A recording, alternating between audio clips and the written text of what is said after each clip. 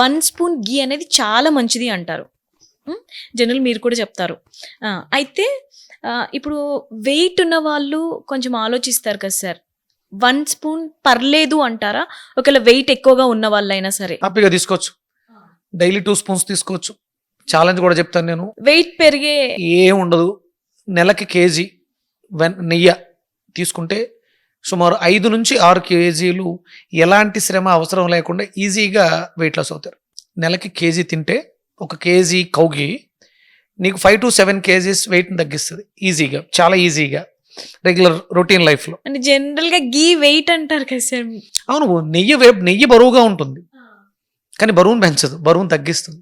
Fats అంటే బాడీలో fats, ఆవు నెయ్యి అయినా కౌగి స్వచ్ఛమైనటువంటి కౌగికి మాత్రమే నువ్వు ఎలాంటి శారీరక శ్రమ చెయ్యక్కర్లేకుండా ఆవునేతిని తీసుకుంటూ సాత్విక ఆహారాన్ని భుజిస్తూ ఆవునేతిని తీసుకుంటే వెయిట్ లాస్ అవుతావు ఈజీగా. మళ్ళీ గేదె నెయ్యి పర్వాలేదు, అంటే దానివల్ల ఏమి బరువు ఏం పెరిగిపోరు. అందులో ఉండేది కూడా కాల్షియమే, హై కాల్షియం, వెయిట్ లాస్కు ఉపయోగపడుతుంది.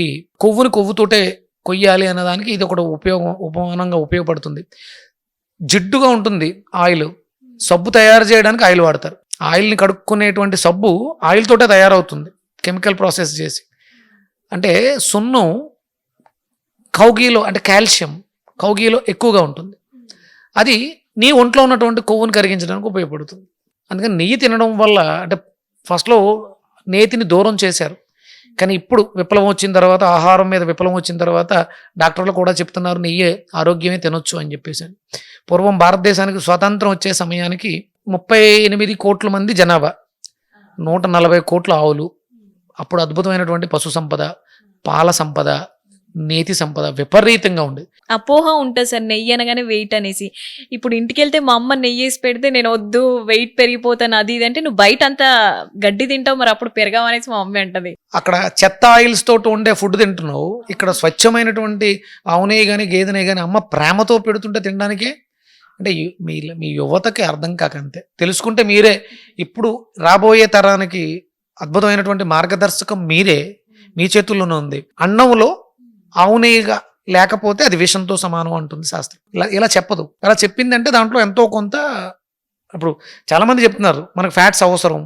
ఆ ఫ్యాట్ ఏంటంటే అది గుడ్ ఫ్యాట్ అయి ఉండాలి. పదార్థంలో స్వభావం కూడా ఉంటుంది. ఆవు నేతిలో సాత్వికత ఉంటుంది, శక్తి ఎలాగో ఉంటుంది. అది పక్కన పెడితే స్వభావం కూడా, సాధు జంతువు యొక్క స్వభావం కూడా ఉంటుంది. అది నీకు మేలు చేస్తుంది. ఘృతం వర్ధయేత్ బుద్ధి, నీ బుద్ధిని కూడా ప్రచోదనం చేస్తుంది ఘృతం. ఆవునేతిని ఘృతం అంటారు, గోఘృతం. అది నీకు ఆరోగ్యాన్ని, బుద్ధిని మెరుగుపరుస్తుంది కూడా. అందుకని కంపల్సరీ నీరుని వాడుకోవచ్చు.